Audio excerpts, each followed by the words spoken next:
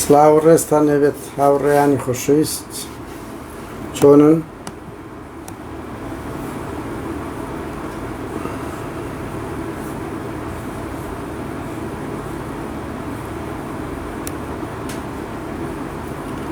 خێربێن.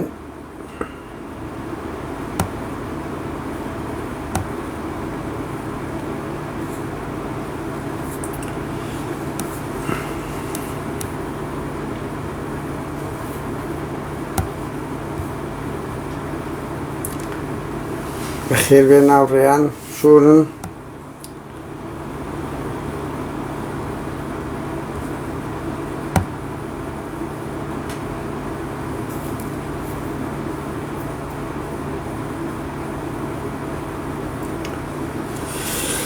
بەخێربێن هاوڕێیان.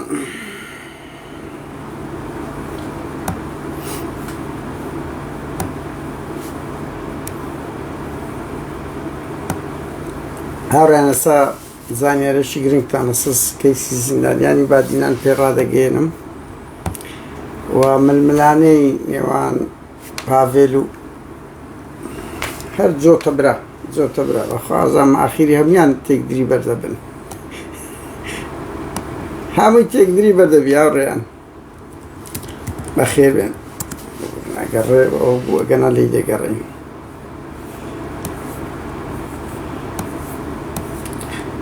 بەخێربێن.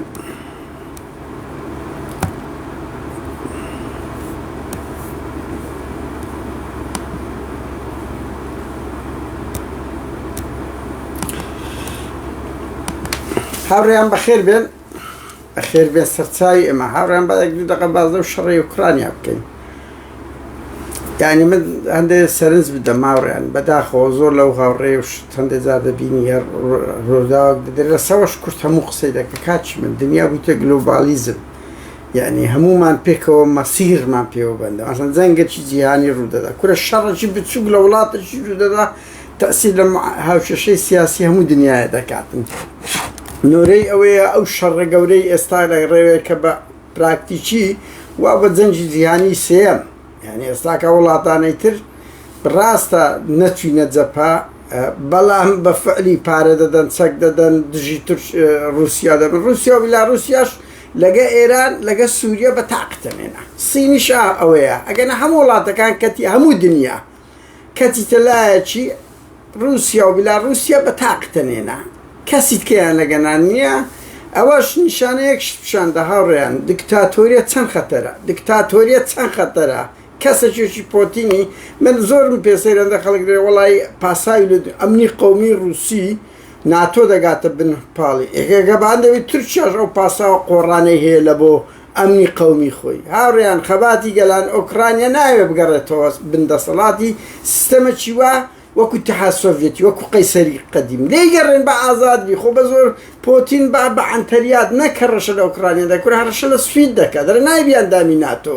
یعنی هەرەشە لە وڵاتان دەگاتن بە کەیف خۆی 2 ساڵ 3 ساڵە چەند جارە زەورەقی دەگدێتە گۆتلانی سوید نییە بە کەیف خۆی دەسوورێتەوە منەتی کەس نازانین دەوڵەتە چی مافیاییە.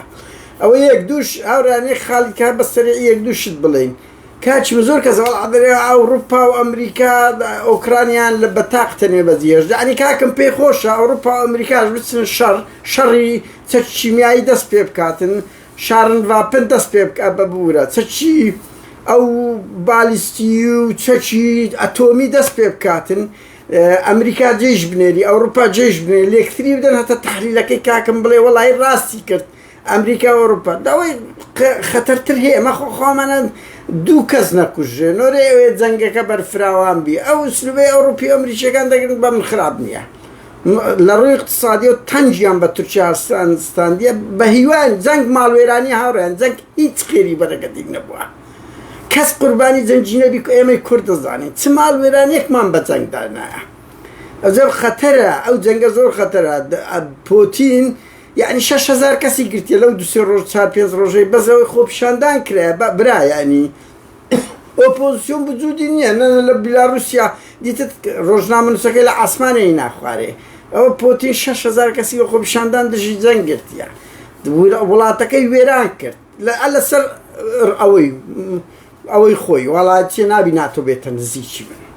إيه والله تقلوا غير حزليه وابك يعني تصدق يعني أتوقع بهندي بترشة شمان أو باسواني هي برحال زنگ شمال ویران کرا انسان قد نبی تپلی زنگ لب داتن قد پی خوش بی شر هیچ کات قازان زینیا آشتی دیپلماسیت همو کات کاریگری زیادتره شری سرد باشتر ل شری گرم همو کات گرم خوشتر ل سردی بس والله برای شری سرد خوشتره تر بهیوان زنگ کوتای پیدایت کو تأثیری لهمو زیان کردیا لهمو بوارک كل زورت السير يعني لطوبين لهمو ورزشك وروسا كان دركن خوارني روسي ناكرد للأوروباي وكم الشعب شي فاشي برو أو اتجاه درون بدل لو روسيا فقيران يعني ذنبي الشعبي الروسي تسيد ديكتاتورية تشويه وكم مسعود بارزاني ذنبي متيا وكم صدامي ذنبي العراق سبو أوهم مالويراني تشكر ذنبي تركيا تسيه بس أوهم مودبي هاوريان دو خبري بپلتان پیدرم من نمتاني بنوسم بخير بين اوريان سرتساوي اما مؤهلش نيم بالرواب كالوس لو اولايفي بلام دوش سريع پیدرم وزورش ناخوش كباسي دكم يعني براستي تمنام دكت نم اقصانا بكم سيخوش من بي بس هنده جار دبي بعض بكري يعني مينكاني بارتي ويشتي مين يعني قنبلا بتقين دريتو فرت فيركان ينكشف كي و شتي فريدرا ميدياي تومبو دوالو إليحات يعني أنا خالي جرينجن دبي ما باز بكين بوي ببلابل أو رو بريارم ده عنده يعني عنده سرنزي خوم ده مو أوي أمنه باش الشيء ده زانم أمن باش الشيء ده زانم رنجي زياتر بي رنجي برزونزم بي أو رانيك بابا سرعي ويكم يشتي لنا وخان سبونا قبادو بافيلش من الملاني عند السبيكر دي لسر بوستم أوا ديتان يعني أجي سروشي دزغاي زانياري يشتي وكبيوندش بتون طولي لغير ميتو دولتاني أوا هيا بافيلو سيلايدا اتر لاشيدا همو ميدياغان دزانن قباد بعنتري استلينا قرب استا من الملاني نيوان من الملانين يوان قباد وبافيلش سريال دا اتر او بلاش مانو پیدا بو يعني از دوت كري طالبانيش واتيك دري برو اودرون قباد يعني قبولين او امريكا بافيل دا شيني يعني كل نازاني بافيل كتوربو تواو دو شاوي تيكرا با قباد بس التيما او زاري دستينش كايا زاري دستينش كايا اتر او رداوها يا براستي كاريجري لسر حموش تكان كردي أوز إناوي تشتيش برو يعني نعلم تقينا بلا متر أوز من الملاني لسر السلطة دستي بيكردي أو دوش وحكومتي عراقش بسريعي بيتام لموضوع تنتر دبيلقى حكومتي هرم بازقو ومرقو أواني تنتر دكاتن نوع أكلا في شارع حكومتي عراق لجرزاختي حكومتي إيران تنتر دبيتن حكومتي هرم يجلس نفت دري سيناريو أو هيتش لا يعني زانتي سكوبي سبين سيناريو عراقي وقت خوي سويسركا بيقراري الغابوا نسجاوا ايكاتش مولاي او نفتش لروي قانونيو او روي بارتي تدري تار سروكات يكا تدري يعني قلق قرصة مردي يعني كوم بابير مو باب مو برام امن مال اوايان كدي دايك ناقريتو بروانا أو قراري نفتش أو روي لا دبي بقى تساقو يعني هتاد ديانجرن هتاد دروخين أجنان هذا يفرش نو بقى ويدا كان ولو شر الشهر يعني أو يوم بزانين يعني أو شركات الروسيين ستاشست حسي يعني هي واشتراكات يعني هي كا أو قانون سويفت دا بندري والله باركة بتواتي دا بردري يعني قاصاغي نوتو بقى تاخيش نافروش يودني بارك ورناجي كو تحويل ذكريتن أول شيء هتصري بس اللي براتان أول شيء هتصري يعني لأن أو قراري سويفت زي بكري باش شجرينجي أو أنا شركات الروسيين هم حسيان تدا هم بوريغان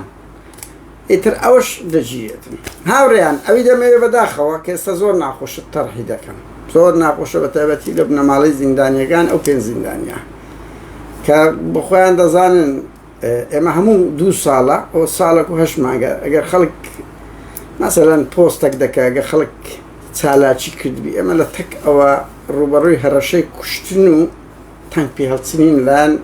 ئەو پاراستنە نەبووینەوە کە ئێستاکەوە جێمان لێ ڕادەگرن جێمانێت باش تەزیدکەن جێمان لێ ڕادەگرن و متابعە دەکەن بڕوا بکەن ساڵێکی بەتایبەت ساڵی 2020 مانگی 11 مانگێکی زۆر قورس بوو بۆ ئێمە یەکجار قورس بوو بەشێکمان لە هەموو ڕوێکەوە پاراستنەوە ڕان نەدەوەستا بۆ هەر ئەوانی گرت بوو هەوڵی دەدات تەنگ بە ئێمەمانانش مەجموعەیەک لە ئەوروپا هەڵبچنی هەموو ڕێگایەکیشیان گرت بەس ئێمە قەت باسمان نەکرد لەبەر ئەوەی بی و ئێستاش ئەو قەزیە لە ئێمە قەزی دەرەجە یەکە بەدەر لەو هەموو کار و چالاکی و ئەوە نێودەوڵەتیە دوای مانجی 6 هاوڕێیان یعنی کاتێک مساعیدی وەزیری خارجی ئەمریکی وەفدەکی باڵا دێ لەگە مەسروری لەسەر ئەو کەیسەیداد نیشتن دەکا مەسرور وعدیان پێدا بوو بڕوا بکەوە ئەمەی زۆر سار کردەوە یان زۆر هاوچێشەی وادی پێدا بوو کە لێیان بەردا بە زەوقی وان بکە دوای ئەوە لە ململانەی خۆیان بەری نەدان و حکومەکەی وەکو خۆی جێبەجێ ئەمە مەسرور بارزانی ڕاست ناکە وادی دابوو بە ئەمریکیەکان کە بەریان بدا یعنی قرارەکەی ئڵغا بکاتەوە ئیتر نەسم بیکاتە 6 مانگ ساڵێک شتێکی وای لەبەردەست بوو ئەوە یعنی ئەمە سەرچاوەکەمان دەقیقین لەو قسەی کە دەیکەین کار ئەو دەمی مانجی کە سەردانەکە چوو دوای دوسێ ڕۆژ بە ئێمە ڕاگە بە مەجموعەیەک برادەر ڕاگەیەندرە کە ئەو برادرانە ئەو پەڕی ساڵێک دەچیە ئیتر نازانین بەڕاستی ئەوەش گەمەیەکی مەسرور بارزانی بوو یان نە ئەوەش گەمەیەکی مەسرور بارزانی بوو و هێورکردنەوەی هەموو لایەک و خۆڕێخستنەوەیان ئەوتە لە ململانەی چکودە نەگەڵێن نێچیر زۆر استفزازی مەسروری کرد بوو گوت بووی هەر بەری دەدەم ئێتر مەسروش گوت بیدە هەر بەری ناتە چکۆ سرائی ئەو دوای لە هەم بورن لە هەموو شتێکی پەڕیە هاوڕێیان بەداخەوە بە هیوام ئەمن غەڵەتیش بم و من داوای لێبوردن دەکەم بەڵام ئەو وەزعی هەیە چەند ڕۆژێک لەمەوبەر ئەمە مانگێک 2 هەفتەیە وەعدەچووە هەیە شتێک لە پشتەوە ڕوودەدا ئەوەی ڕوودا هیچ ڕەبتی بە گۆڕانکاری نەعەقلی ماڵی مەلا مستەفای هەیە نەزەختی دەوری هەبوو سەفقەیەکە بوو با منوا بەگشتی برێم سەفقەیەکە بوو کە ئەوانە تەخفیفی حکومەکەیان بگاتە ئەو دەرەجەی مانجی باوا بڵێم لە مختصەر مفید لە جەشنی ڕەمەزان لە ماڵێ بن ئێستا کەم بکرێتەوە دای ئەو بەعفو بەگشتی لە بۆ جەشنی ڕەمەزان کە لێ بردن دەدەکرێت ئەو کاتی لەگەر هەموو خەڵکە کەش بکری ئەوەندەی کەشمایە بەڵام وعدەکە وا بووە کە پێی ئەو زانیاریانەی من زانیومە کە بەڵگەیەکە بێ دکومێنتەکە بێ تراف لێدوانەکە بی کەچی مەزەرەن ئەو برادرە فێلیان ئەو برادرانی پارێزەر ئەو پارێزەرە ماندوونە ناسانە کرد بەدەو پێیان گوترایە و ئەوە لێرە من ئەوە دەڵێم کوێستانی گۆڕان دەبی بێتە دەنگ کوێستانی گۆڕان دەبی بێتە دەنگ ئەو گوتبی بڕیارەکە هاتیە و 16 و لەبەر دەستا ئێستا نەفی دەکات ئێستا نەفی دەکاتن هاوڕێ کارەسەکە لێرەدایە دەڵێ هیچ نەهاتی و ئەگامان لەوت نازم دەڵێن لێدوانیشی دایە گوت هیچ نهاتی هەر ئەو دەمی کە ڕۆژ یەکەمەوە بۆ ئێمەمانان مەجموعەیەک هەستمان پێکرد ئەوە گەمەیە یعنی معقولە ڕووداو کە وەکو میدیای سەرۆکاتی هەرێمە ڕووداو یعنی نێچیر یعنی ڕووداو لێدوان لە کاک بەشدار وەردەگری بەس لێدوانی سەرۆکاتی هەرێم لەس ئەو کەیسە وەرناگری هیچ لێدوانێکی مەحکەمە نییە هیچ بەڵگەیەک لە دەست نییە هیچ وەزارەتی داد هیچ شتێکیەک نییە ڕەوڕەوانە چوونە و پارێزەرانە پێیان نادەن ئەلێرە هەست پێ دەکرێەوە گەمەیەکی پاراستن بوو کرا ئامادەنین ماڵی بارزانی بەڕاستی بۆ یەک جار ئیشەک بکەن تووڕەیی خەڵک ئیشەک لەو هەموو وەزع خراپەی کە ئێستا تێکەچین ئاخر بڕوا بکە ئەوە وەزع ماڵی بارزانی ئێستا تێکەچینە سێ چار مەحکەمەیان دۆڕاندیە تێم دەگەی یعنی دەوریان وەزعیان زۆر خراپە ئەوەندەی سەدر زەربەی لێدەدا ئەوەندەی عەرەبە سوننەکانی خۆیان لە مەحکەمە زدیانن یەخۆ کەس زدیان نییە کەچی هێشتا ئامادەنین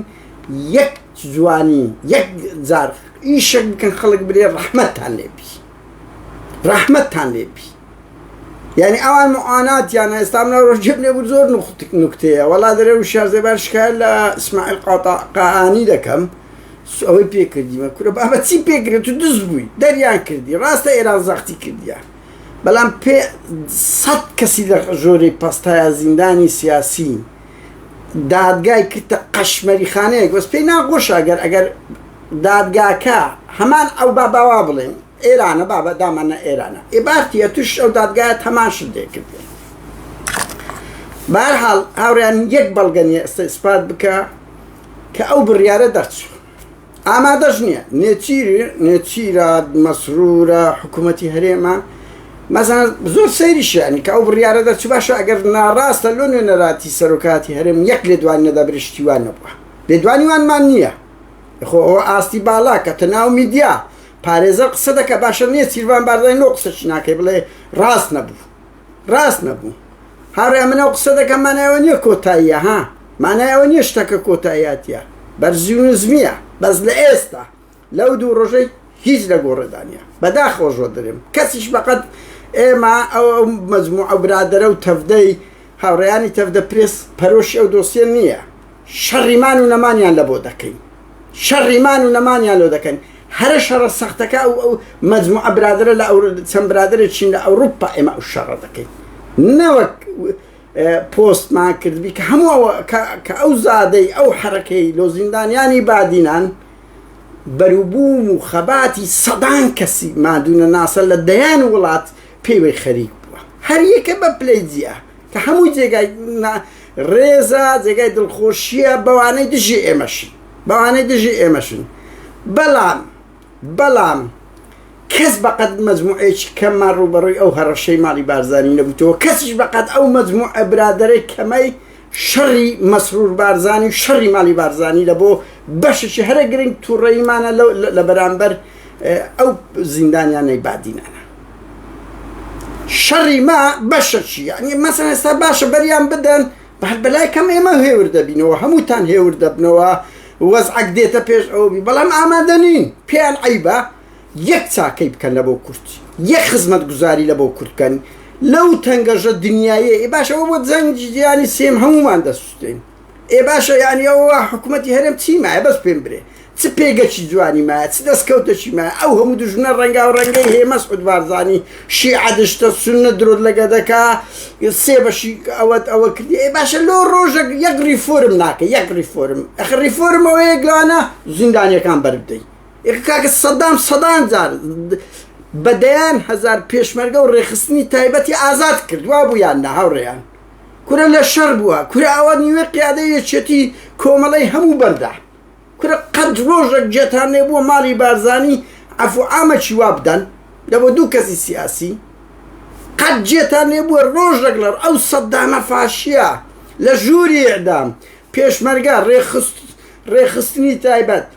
ئەو هەموو خەڵکەی بەردایە بەبێەوەی تەعهودیان کورە خۆوانەی بەریش دەدا هاوڕێ بۆ زانیاریتان هەمووی تەعهودیان پێ پڕ دەکاتەوە کە جارشکە تەدەخل لە سیاسەت نەکەن بۆیە زۆربەیان دادەنیش یەک کەرامەت شکاندنە بەڵام نێچیر بەڵام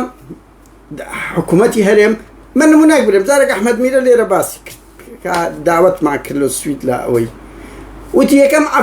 ئەفعام ئەو لێبوردنە تایبەتی مەسعود بارزانی بوو ئادەرچی گوتی یەکەم و دووەم ناو ئەو دوو کەسە بوون کە هەوڵی تیرۆری منیاندا چکە هەوڵی تیرۆری ئەحمەد میرەیاندا بوو یەکەم و دووەم ناوی من بوو نێچیروان بارزانی باشە بۆ لێبوردنەش تایبەت بۆ ئافرەتێک دەردەکەی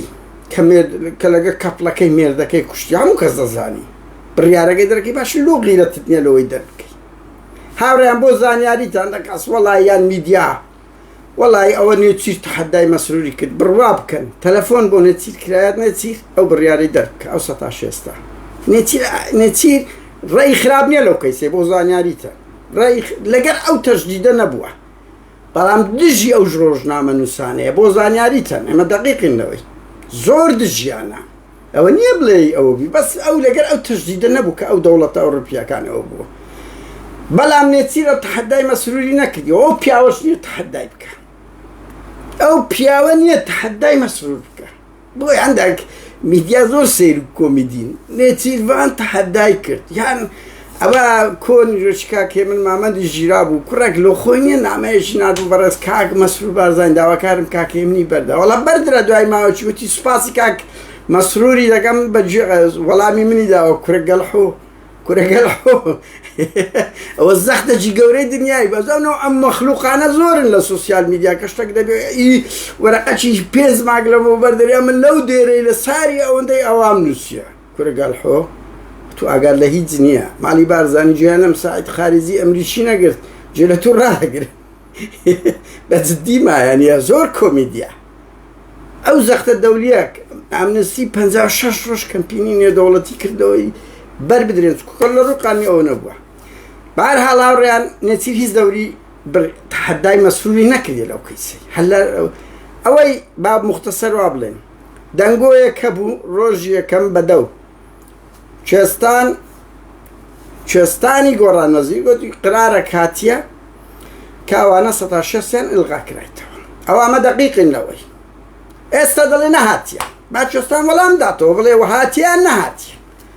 هاتیان دەبیە وەزیر ئاخرە و مەسئولیەتە نشتەیە من دەزانم ناوێری لە ترسی مەسئول ناوێری قرارەکەیان ساحب کردەوە بەڵام وەرە بۆ خەڵک ڕابگەێنە وەرە بۆ خەڵک ڕابگەێنە قرارەکە هاتبوو یان نا 16 تەبعان هاوڕێیان خۆ مەعمەلەیان کردبوو کڕین و فرۆشتنە 16 کورە عەفو لێبوردنە ئەو 16 چییە یعنی قسەدامتان دیتێ ڕۆژێک لە ڕۆژان ئەو شتانە کردبی گرنگ بڕیارەگەر بەدەو بە پارێزەرەکان گوترا کە بەمە هەڵەیان کرد نەدەبواە هەتا دوکۆمنت لە دەستیان بواە یان لە میدیا لێدوانێک بە ئەو قسەیە بکرا بە هەڵەیەک بۆ برادرە ماندوونە جێی سیخەن کە زۆر ماندوون جێگای ڕێزن نایمە بەڕاستی ئەوان بەشەشی گرنگی جوڵاندنی و بەهێزکردنی ئەو کەیسن یعنی وەکو برێت چۆن هەدەپە هەیە بنمونە پەکەکە هەیە خەباتی ئەوروپا هەیە ئەو پارێزەرانە بەشەکردنەوە لە دهۆک و هەولێر نمونەی قارەمانێکی جێگای ڕێزن بەڵام لەوەی پەلەیان کرد ئەوەی ئێستا مەزانیتمان ماڵی بارزانی ئەلەوەندەش پاشکەس بینەوە لە 16 بەڵام ئەوە مانایەوە نییە کۆتاییە هاوڕێیان ئەوە مانایەوە نییە کۆتایی مەسەلەکەیە بەڕاستی ڕەنگی گۆڕانکاری بەسەردادێتەوە ئالوگۆڕ دەبی ئاوچێشەیە بە هیواشم یەکجار ماڵی بارزانی یەکجار مەسعود بارزانی مەسرور بارزانی چکم زانم نێچیر دەوری نییە لەو معادلەی بە پێچوانەوە میدیای دەگوت نێچیر تەحەدای مەسروری کورە با بەدانیشت کورە چاوەکەم دانیشم با نێچیر غرور نەیگیری کورە نێچیری فەقیر وەڵات ناتوانی مۆزەفەک لابدا مۆزەفەک هەموو ڕاوێژکارەکانی بەسای دەخ یان تووشی سەرەتان دەبن لە عەژمەتاوشی کەریم سنجاری جەلات هیچ مەسعود و مەسعود ماڵی مەسعود بڕیار دەرن ئەوان بڵێن نێچیر ئەکتب یا حوسێن هەیەتە لە ئەوەکەیە هەر ئەوەندەی بەدەستمایە هیچ کەنیە بە هیوان هەتا ڕەمەزان هەتا جەژنی ڕەمەزان ماڵی بارزانی یەکجار چاکسازی چییە گۆڕانکاری لە عەقڵی خۆیان بکەن وەکو سەدام کاکە سەدام 10 زیاتر لێبوردەی سیاسی دەرکرد بەدەر ئەوانە شایستەی لێبوردەی نینانی بەڕاستی ئۆپۆزیسیۆن کوورکاکە هاوڕێیان زۆر کەس بە ئێمە دەڵێ واو کو با بەمە ئۆپۆزیسیۆنی و دەسەڵاتەین چ چشمان دەست نەدایکی بەدەوە بە خەباتی مەدەنیە بە خەباتی جەماوەریە کار دەکەین نابێ ئەوش بکەیتی لەکوێ بۆ ئۆپۆزیسیۆن وەکو دەسەڵات بی ئیشی من ئەوەیە مێشی لە دەسەڵات کەمە گامێش ئیشی دەسەڵاتیش ئەوەیە گامێش خۆی کاتە مێش یعنی هاوکیشەکان ئاوایە بۆیە چاوەڕێ مەکەن ئەمە وەکو پارتیە قسام بکەن یان وەکو حزبی شوعی سۆسیالیست ئەو گوتارانەمان هەبێ ئەرێ بەڕاستەوە حزبی شوعی ئەو گوتارە چ بوو دەریان کردیان دژینات و ئیمپریالیزم و کورە وەڵی 20 ساڵە ژێر لەو شانە نەبووە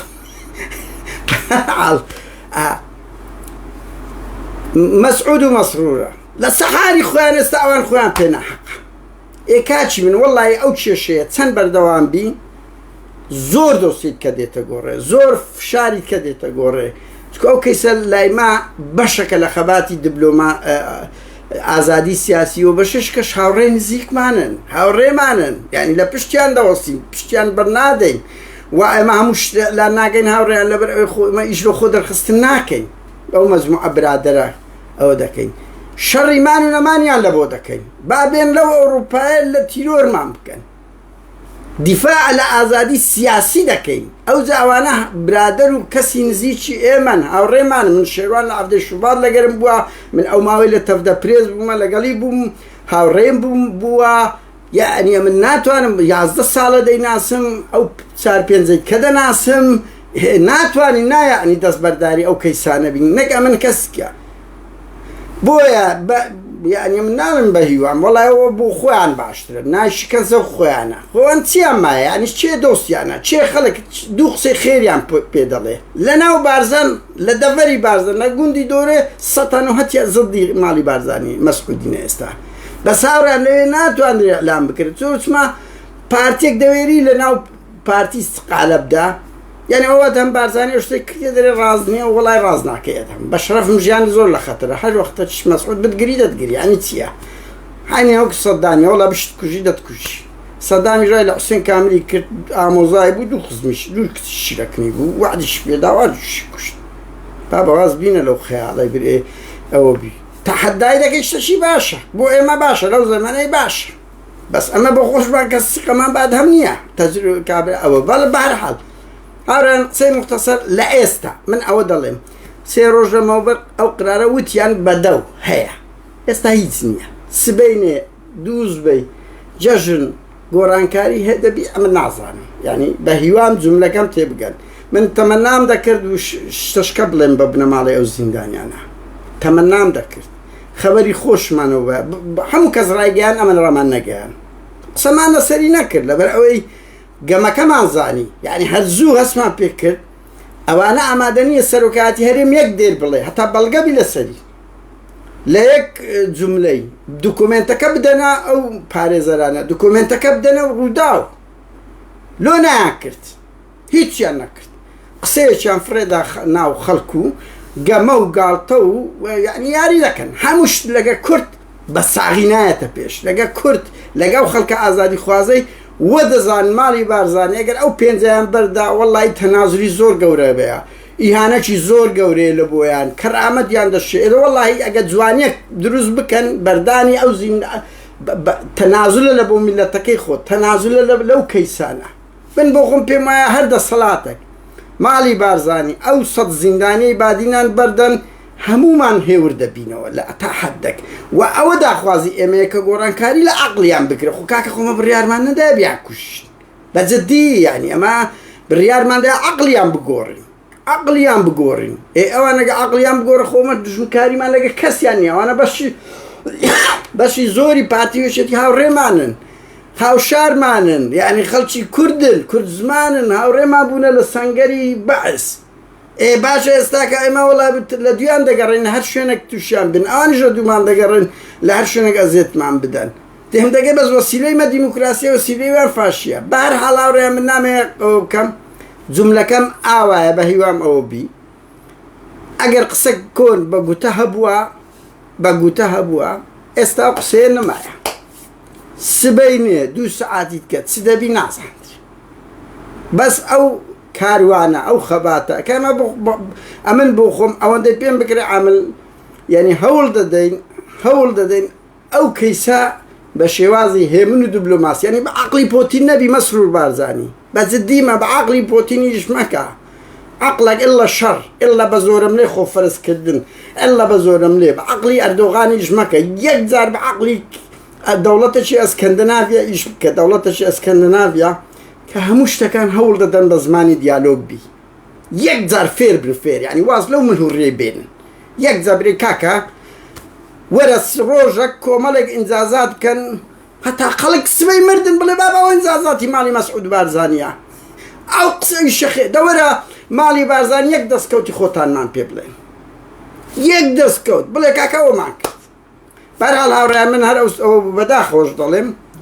لە ئێستا هیچ نییە بەس هەموو لایەکمان بەردەوامی لەو خەباتە ئەو کەیسە تەواو نەبووە نەکەی ئەو پێ زیندانیە نەگەی سەتی کەیسی ئازادی قەت تەواو نابی لە ئەوروپا هێشتا تەواو نەبوو دنۆرەی کوردستانە خەبات دەکەین بەس ئەوە دەرگایەکی زۆر گەورەیە